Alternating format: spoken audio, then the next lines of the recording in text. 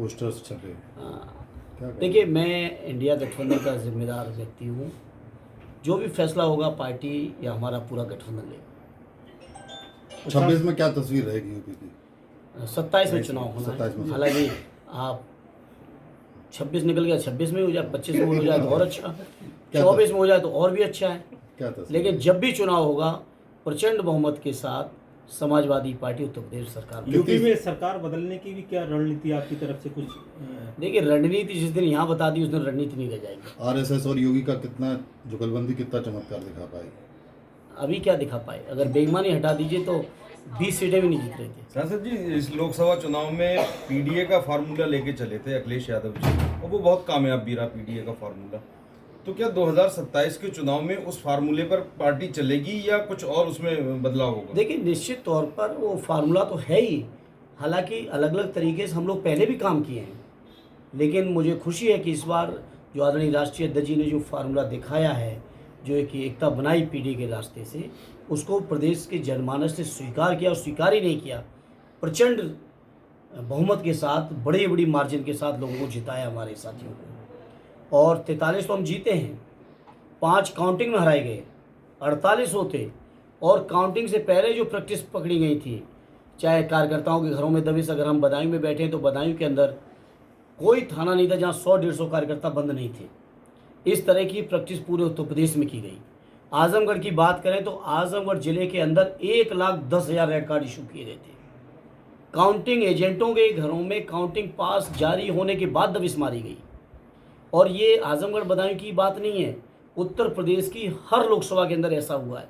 मैनपुरी में आतंक किया गया, कन्नौज में किया गया, बगल में संभल में हुआ। प्रदेश के हर जिले की अलग अलग कहानियाँ हैं। इन कहानियाँ अगर ये नहीं होती तो बीजेपी के लोग शायद दहाई में नहीं पहुँच पाते। सांसद जी, एक बदायूं में बच्चे का अपहरण हुआ है 2 दिन 26 तारीख को, और उसका अभी तक पता नहीं चला है। बाइक से लोग लेके जा रहे थे। क्या सवाल कानून व्यवस्था पे फिर नहीं खड़ा हो रहा है? नहीं, बिल्कुल सवाल है। कानून व्यवस्था ध्वस्त है यहाँ की।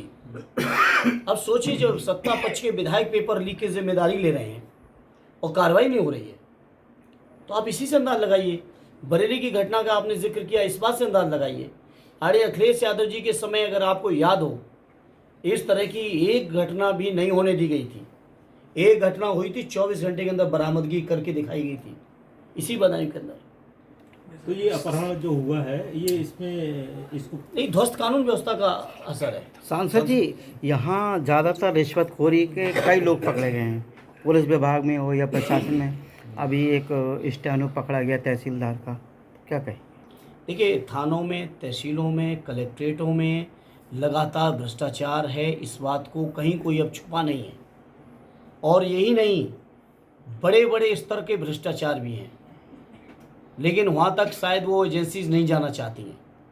अगर जाएंगी तो बड़े बड़े लेवल पे भ्रष्टाचार मिलेंगे। सांसद जी, एक सवाल ये तो हैं ही छोटे कर्मचारी। तो जब ऊपर से भ्रष्टाचार चलता है, मामला गंगोत्री से ही गंदा हो रहा है, ऊपर से ही गंदा कर रहे हैं लोग।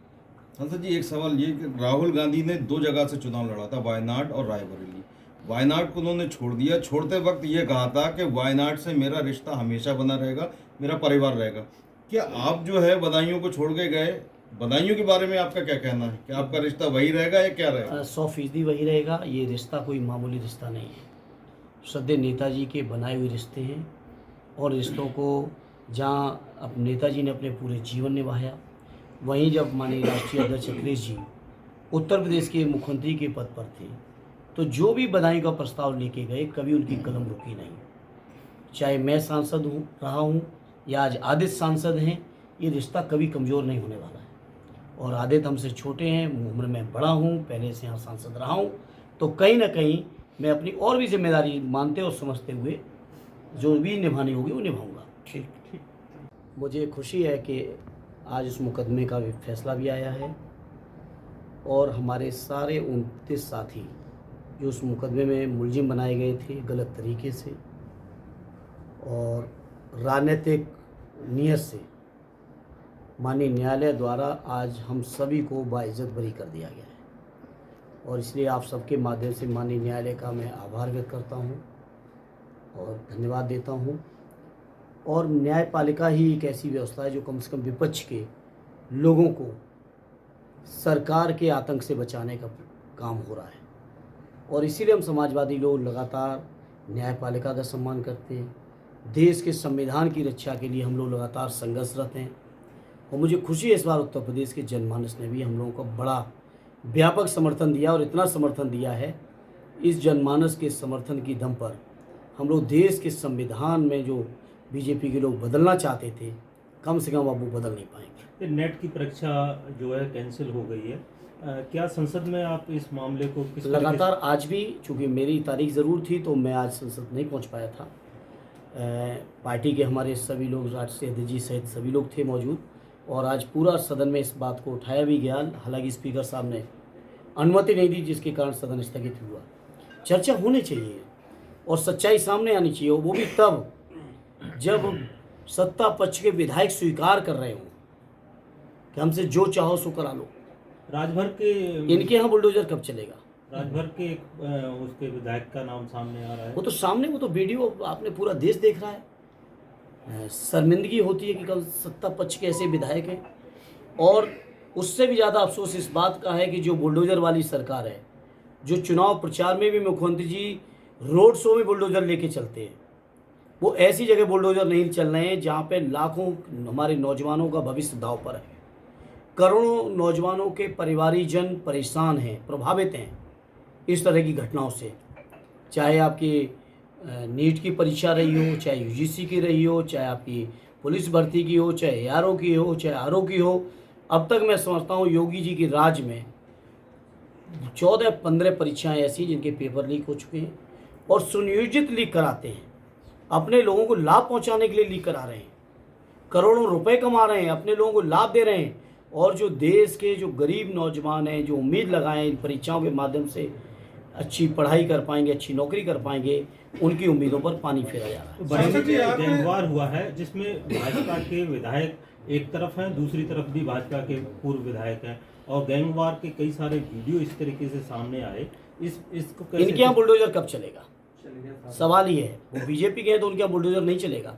सांसद जी, आपने कहा कि संविधान की बचाने की बात कही, भाजपा संविधान बदल देगी। आपके साथ उस पार्टी के लोग हैं, कांग्रेस के, जिन्होंने आपातकाल लगाया और धारा 356 का सरकारों को राष्ट्रपति शासन लगाने का सबसे ज़्यादा दुरुपयोग उन्होंने किया। उनके साथ रह के आप संविधान बचाने की बात कैसे कह सकते हैं? नहीं, बिल्कुल संविधान बचाने की बात कल हमारे राष्ट्रीय अध्यक्ष जी ने भी संसद भवन से इसी बात को कहा कि जो घटना आज से 50 साल पहले की है, 49 साल पहले की, और उस घटना पर आज की कांग्रेस पार्टी खुद अफसोस जाहिर कर चुकी है और इस बात को कह चुके हैं कि वो उस समय की परिस्थितियों में जो भी हुआ वो घटना गलत हुई। तो आज हम 50 साल पीछे चलें कि आने वाले नौजवानों के भविष्य की तरफ देखा जाए। आप ही जवाब दे दो। सांसद जी समाजवादी कार्यालय पर लखनऊ गए, भावी प्रधानमंत्री